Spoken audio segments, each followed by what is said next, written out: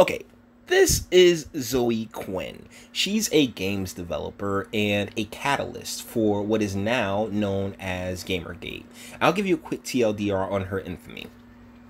Uh, Allegedly, she, as a games developer, smashed a games journalist who turned around and gave her game an amazing review. Then the game comes out, everybody's like, wait, this game's trash.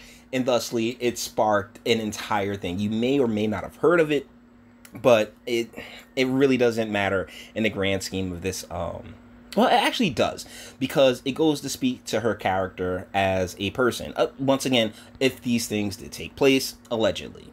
Now, a couple weeks ago, a young man by the name of Adam, I think Holowitz, something like that, he slipped the mortal coil. He killed himself. Primarily behind accusations of abuse from Miss Quinn right here. Oh yeah, she gets around. She apparently has had a ton of relationships throughout the gaming space and the game development arena. And he offed himself. And since then, there's been a ton of evidence and information coming out insinuating that, yeah, she made it all up. Which wouldn't be new, because her, Anita Sarkeesian and the like, you may recall a couple years back when everybody was going after video games and how women are treated in video games, and oh my goodness, you gotta go save women and save the princess and all this other stuff, tropes in video games and all that other nonsense, like, oh my goodness, we're such victims, oh my, the online harassment. She would qualify this here video as online harassment, when in reality, no. So, yeah. With that being said, she did. She dipped off the internet for a while. And I wasn't going to say anything about it because, there was... If you know anything about this platform, there are 1,000,003 people making videos. She is like one of the main targets of a ton of people. Everything else like that. But then I saw something that just made me stop. Now, before I get over to it, let's clear a few things up. One, she's not a 35%er. And honestly, a lot of it has to do with, A, she looks like Cher with Down syndrome, and I never found Cher that attractive. And B, she has that bottom lip ring that makes it look like she has herpes. Like, seriously, look at that shit. Look at that shit. It looked like she got herpes. But like I said, there's a reason why I'm talking about her right now, particularly with what I just brought up in her allegations. Now, once again, to be fair to her, if you take your life, Darwinism, my dude, natural selection, life is tough, deal or dip. But when you put somebody, and particularly somebody when you put somebody in that type of situation where, like, now I gotta elaborate on what happened with Adam, because, like, after she dropped those allegations, and she didn't go to the police, she just took it to the internet, so many people like turned their back on him, and he felt alone. He got fired from his job. And so I'm not trying to make him seem like weak or anything else like that. I just have my own personal feelings when it comes to, taking one's own life. So yeah, let's get to exactly why this video is being made. It's coming to us from Bounding in the Comics. Zoey Quinn to write DC Comics Batman and Superman spinoff, The Infected Deathbringer. And that's why I had to make this video. That name, the irony, just the irony of the title. But then the second question is, how do these people keep failing up? Right?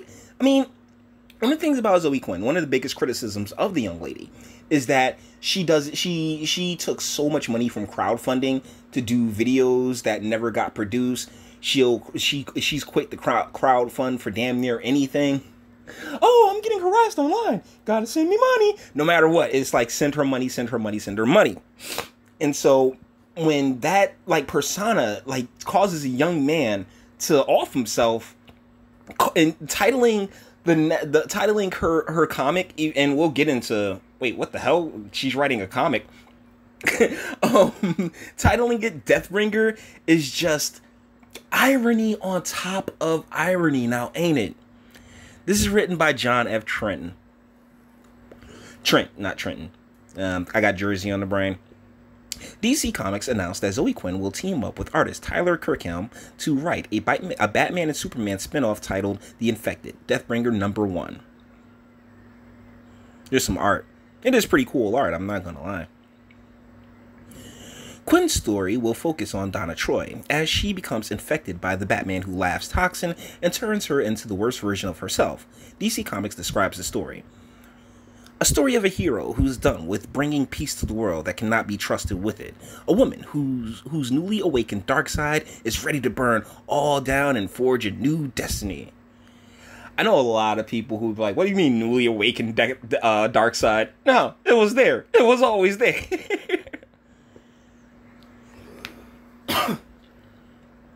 Along with Quinn and Kirkham's The Infected, Deathbringer #1, DC Comics also announced that Paul Jenkins, and okay, yeah, we don't really care about all that. Both issues will feature covers by Viktor Bogdanovic. Quinn and Kirkham's The Infected debuts on December 4th, while Jenkins and Herbert's The Infected hits shelves on December 18th.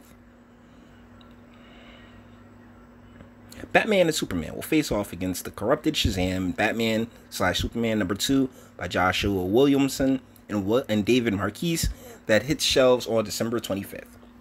Okay, so they're like Bounding in the Comics is just making the announcement here, but that is just, it's funny, but not ha-ha funny.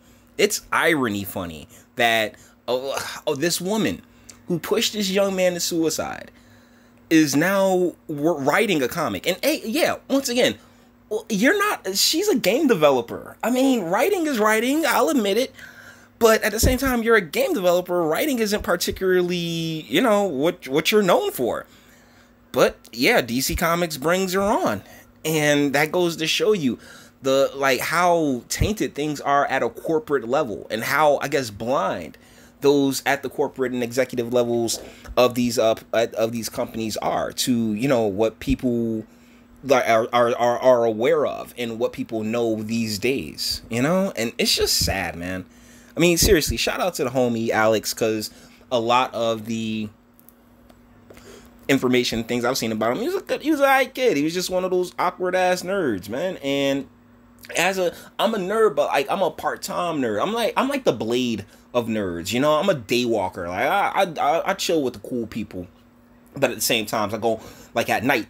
I'm in the streets looking for blood. So, I mean, I'm just nothing but respect for the dude, because not everybody's built the way, not everybody's built similarly, and those allegations really took a toll on him.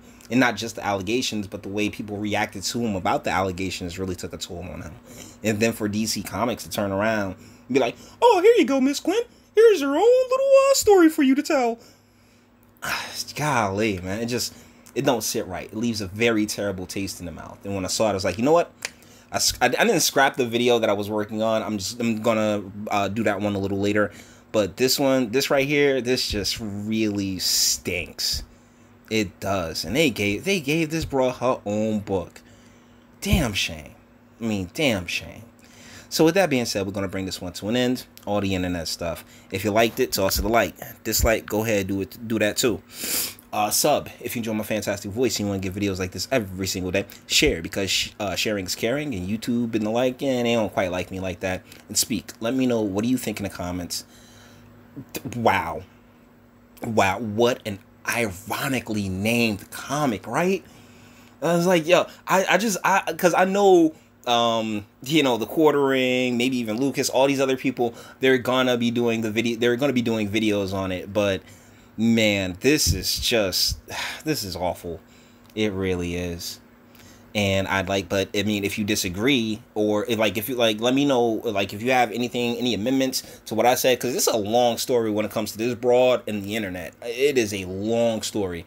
So, I mean, you got any amendments, any addenduments, anything you want to say in the comments, I'd love to hear it. And until the next one.